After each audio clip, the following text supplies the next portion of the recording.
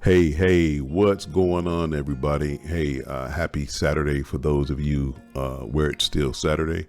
And yeah, man, once again, I'm riding that ChatGPT bandwagon, but this time we're going to do it inside of Word. And the reason why I think this one is a little bit better than the Excel one, because I didn't know any Excel formulas, so I couldn't really, showcase. But this one should be pretty simple. So we're going to get right into it. And I think this is a good idea because it can help with your workflow, right? As we know, a lot of people, let's say if they were using ChatGPT to write a blog, they would have to either, if they have two monitors open or split their screen, they would need to go to ChatGPT, do your prompt engineering like everybody is a expert today. I need to brush up on mine while I'm talking about it. And then you would have to copy that content, whatever it is, and bring it back, in this case, back in Word.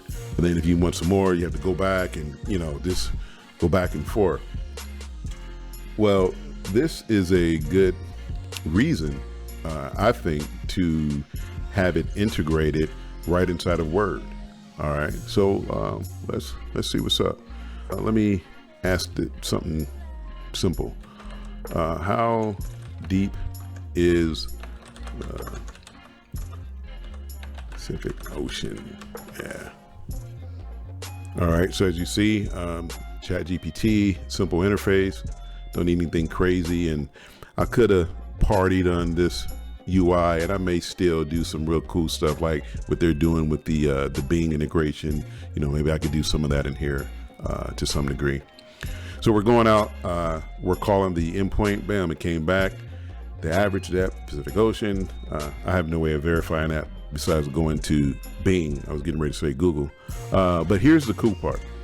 Like I said, you could copy and then you have to paste it. Well, you can just click this and paste it in there. Now, what I have to do though is, let's say I'm going to do some more research, right? I just need to move my cursor to wherever the position is where I want the next insertion to take place. So let's do something different. Let's use the mic here. Okay. Write a 3-paragraph short blog about AI and how it can be used in business.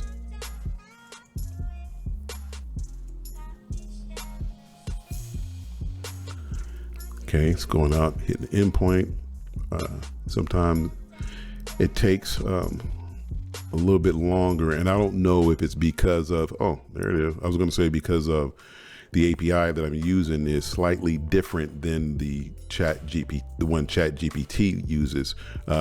It's using 3.5, and I believe the one that's available to us is only 3.0, but I could be wrong. All right, so let's paste it in here. Okay, artificial intelligence. Okay, cool potential.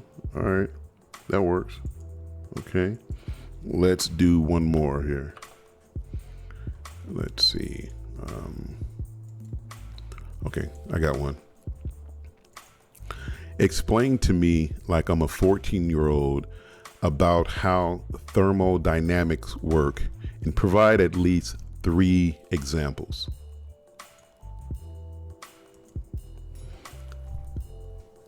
I've actually never did a request like that, so let's see, or that particular request. Okay, cool. All right, let's see what it brought back. Thermodynamics is the study of energy and how it moves through a system. It tells us how energy changes from one form to another. Okay. Examples. Okay, kind of short on the examples, but for the most part, it's working. Should we do one more for all the coders and developers out there? Let's see.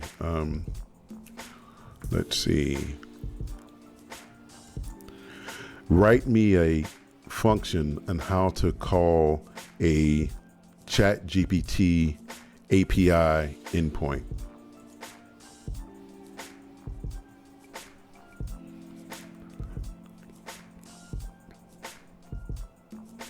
Okay, let's put it in here and see what's up. I should have specified what language, but reason JSON return there. Let's try something different. Well, you guys kind of get the picture. I'm not going to go all into that. The main, my main goal was to show you how this is integrated, and hopefully I did that for you guys. And for those who want to see the code, let me go ahead and shut this down. Save this. So if I didn't mention, I'm using Microsoft Office web APIs, their SDK. And in order to call or tap into the Office products, you have to do it via JavaScript. Well, okay, that's not a big deal, but I'm using Blazor. Okay, it's still not a big deal, but a little tricky because inside of Blazor, for those of you know, well, first of all, Blazor is a web technology where you can use and write C#. So I'm a C# developer, so I like C#. I prefer to use or write C# over JavaScript. Hey, don't stone me in the comments. That's just my preference, but yeah, I mean, I can write JavaScript too, but I just prefer C#. And Blazor allows me to do that, but in this particular instance, because the Office web components, you can only, as far as I know, this is really the first time I've actually kind of played with these guys. As far as I know, is that you can only communicate with them via JavaScript. There's another way, hey, let me know. But anyway, if you're using Blazor, as I'm using Blazor in this particular application, I have to use the JS runtime, and that allows me to call a JavaScript method or function from within inside C#. And I'll show you like the method that I'm using to insert that the text. This is the method, and this is inside of this C# Blazor function right here, or method. And it's calling back into this JavaScript, or here's the name of the function right here.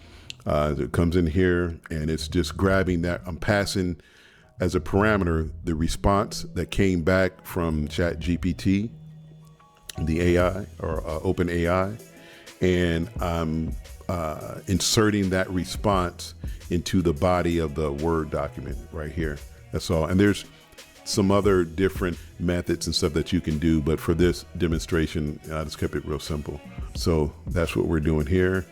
And the cool thing about all of this is that I've been using the same code to call ChatGPT since my first video, where I was doing showcasing it via a console app. So, and then I use the same code in Excel. I'm using the same code in Word. If I decide to do an Outlook plugin, I'll use that same code, which is pretty cool. Getting a lot of reuse, so I don't have to go back and rewrite a lot of stuff. That's the beauty of using these products. And especially now, the Excel application that I did, that was based off of Windows Forms. Well, this one is based off the Office web components. So now I can actually use this for, I believe the documentation said for Office 365. So I'm using it right now on my desktop Word application, but I can also use it for Office 365, so which is cool. So I'm getting more reuse by going this route, as opposed to the other route, which was a Windows Forms, and I wouldn't be able to, or somebody, let's say, if I were to put it out there so people can use it, if you had a Mac or something like that, you couldn't use it, the previous one, the Excel version that I did, but with this version, you could.